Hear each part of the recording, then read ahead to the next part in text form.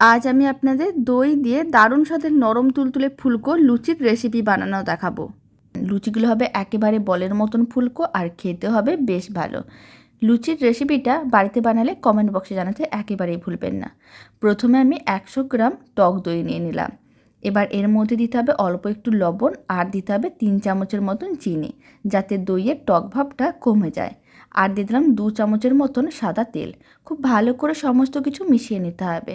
খুব ভালো করে মেশানো হয়ে গেলে মিশ্রণটার মধ্যে দিয়ে দিতে হবে 250 গ্রামের মতন আটা। এবার আটার পরিমাণটা কম বা বেশি করতে পারেন। যতগুলো লুচি বানাতে চাইবেন ঠিক সেইভাবে আটাটা দিতে হবে। খুব ভালো করে দইয়ের সঙ্গে মিশিয়ে তারপর অল্প অল্প জল দিয়ে ডোটা রেডি করতে হবে। ডোটা রেডি করে নেওয়ার পরে এখন এরকমই মিডিয়াম সাইজের লেচি কেটে নিতে হবে।